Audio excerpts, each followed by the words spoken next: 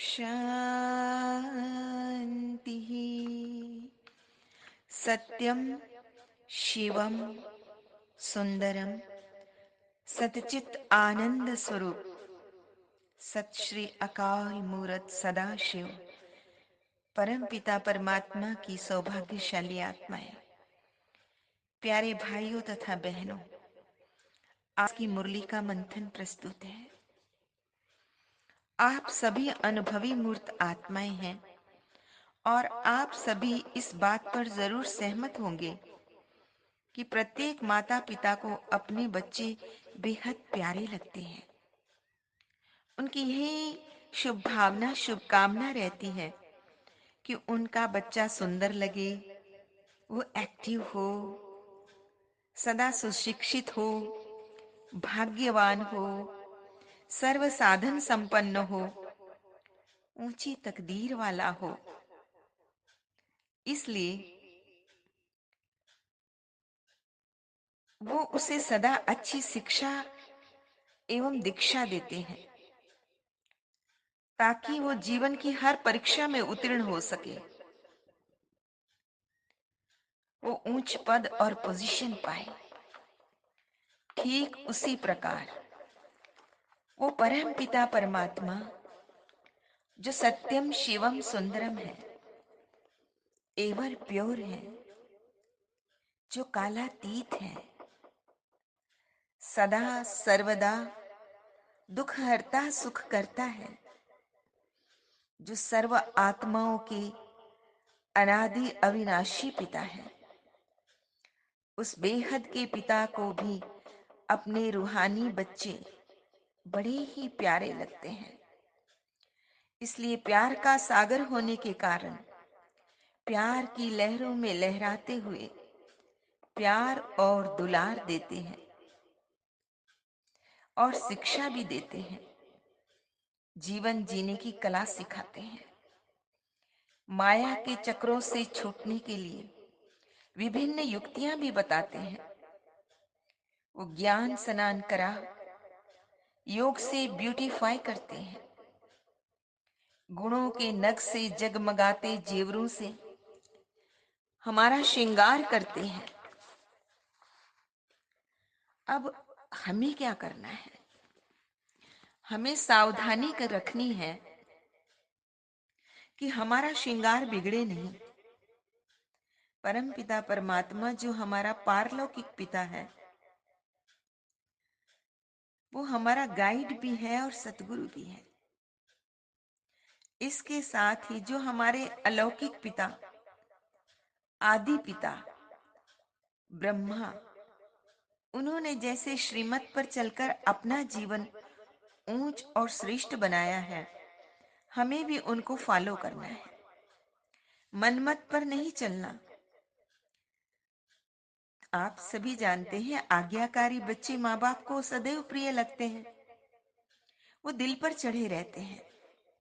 ठीक वैसे जो बच्चे इस रूहानी यात्रा में भी श्रीमत पर चलते हैं, स्व परिवर्तन द्वारा गुण धारण करने का पुरुषार्थ करते हैं, ईश्वरीय सर्विस के लिए एवर रेडी रहते हैं, ज्ञान और योग से आत्मा का श्रृंगार करते हैं, पवित्रता का ताज धारण करते हैं, आत्मस्मृति के तिलक से जो बच्चे सदैव श्रृंगारे रहते हैं, बाबा उन्हें अपने दिल तख्त पर बिठाते हैं और मुक्ति, जीवन मुक्ति की गिफ्ट देते हैं। परमात्मा को हम प्रेम का सागर, शांति का सागर कहते हैं। वो आकर वर्षा देते हैं, सुख और शांति का वर्षा। और इस सुख और शांति के वर्षे को पाने का ईश्वरी अधिकार तो सर्व आत्माओं को है। केवल एक ही तो शर्त है, केवल एक ही तो कदम उठाना है, वो है पावन जरूर बनना है। पावन का अगर संधि विच्छेद किया जाए तो पा प्लस वन, उस वन को पा लेने से पावन बन जाएंगे। बाबा कहते हैं, मैं रूप भी हूं तो बसंत भी हूं। अर्थात रूप तो है परम ज्योति स्वरूप, और उस रूप को याद करने से जीवन में बसंत अर्थात सदाबहार आ ही जाती है, क्योंकि उनमें सारा ज्ञान भरा हुआ है। ज्ञान भंडार है, ज्ञान के सागर है। जिसे बरसात के पानी से धरती पर हरियाली छा जाती है, ठीक उसी प्रकार परमात्मा जब ज्ञान की वर्षा करते हैं तो सभी मनुष्य पापात्मा से पुण्य आत्मा बन जाते हैं, रूहे गुलाब बन जाते हैं। परमात्मा ज्ञान और योग के श्रृंगार से तथा पवित्रता के बल से ये दुनिया शिवालय बन जाती है। जब आत्मा को परम पिता परमात्मा से सत्य ज्ञान की प्राप्ति होती है, स्व के सत्य स्वरूप का परिचय होता है या उसका साक्षात्कार होता है, तो ज्ञात होता है ये तो भीतर के सत्य असत्य के संस्कारों का आपसी द्वंद्व है। वो प्रत्येक व्यक्ति के भीतर चल रहा है। यही महाभारत है। ये विकार ही हमारे दुश्मन है। इन दुश्मनों से मुक्त होने के लिए ये रूहानी यूनिवर्सिटी कम हॉस्पिटल भी है, जिसमें एवर हेल्दी, वेल्दी और हैप्पी बनते हैं इस ज्ञान इंजेक्शन से, जिसे कृष्ण के लिए कहते हैं स्वदर्शन चक्र से दुश्मनों के गले काटे, ठीक वैसे ही स्वदर्शन आत्मदर्शन के द्वारा जो स्वदर्शन चक्र हमें मिलता है, उससे भीतर की कमी और कमजोरियों रूपी ये दुश्मन है जो आसुर है, उनका संहार करना है। आज के वरदान में बाबा ने कहा कि मनन शक्ति ही दिव्य बुद्धि की खुराक है। जैसे मनन शक्ति में हम भक्ति में क्या करते थे, भक्ति में सिमरन करने के अभ्यासी हैं, हमारे संस्कार है वो।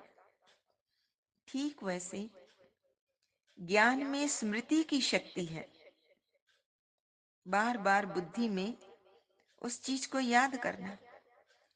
इस शक्ति द्वारा मास्टर सर्वशक्तिवान बनो। रोज अमृत वेले जो परम पिता परमात्मा ने हमें विविध टाइटल दिए हैं, स्वमान दिए हैं, बाबा कहते उसे स्मृति में लाओ और मनन करते रहो, तो मनन शक्ति से बुद्धि क्या हो जाएगी, शक्तिशाली बन जाएगी।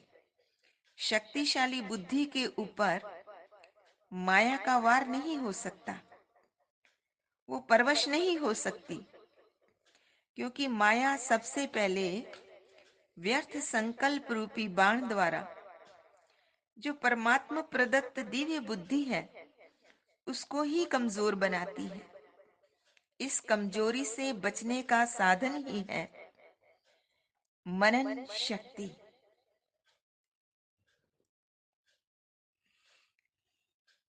इसलिए सदैव परमात्मा की महिमा के गीत गाते रहना है। ये गीत गाना भी एक तरह से मनन करना ही है, उसे गाना ही है। तो इसलिए गाइए गुणगान प्रभु का, रूप बसंत बनकर वो गीत गाना है। गाइए गुणगान प्रभु बन सचेतन आत्मा, खोले चक्षु ज्ञान के, तुझको मिलेंगे परमात्मा। अब कैसे याद करना है? रोशनी अंतर में भर ले, सारे पर्दों को हटा, तेरे द्वारे प्रभु पधारे, अपनी पलकों को उठा, चांदनी राहों में बिखरी,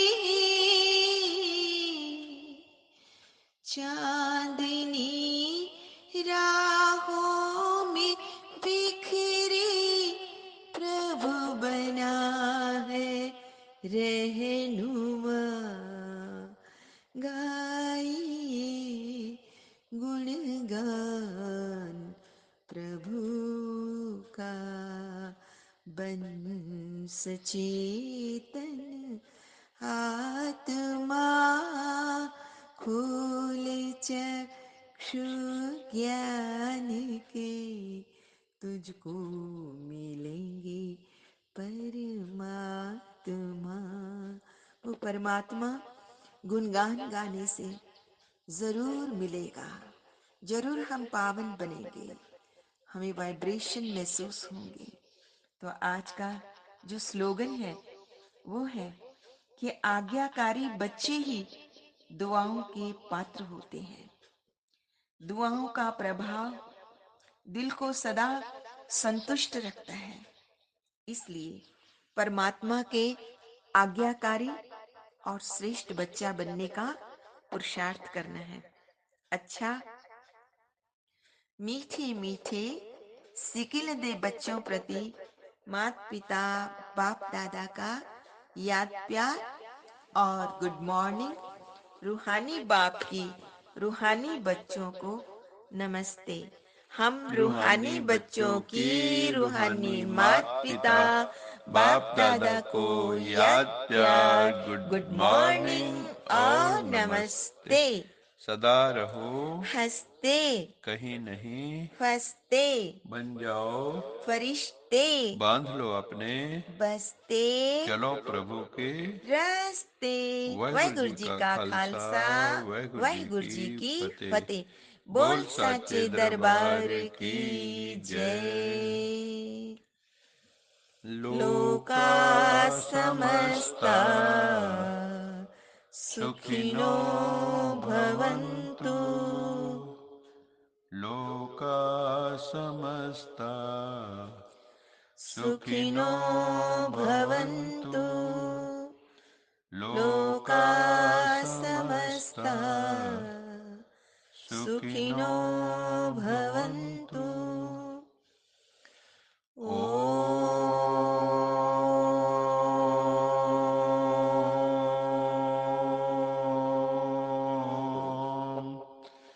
शांति शांति शांति शांति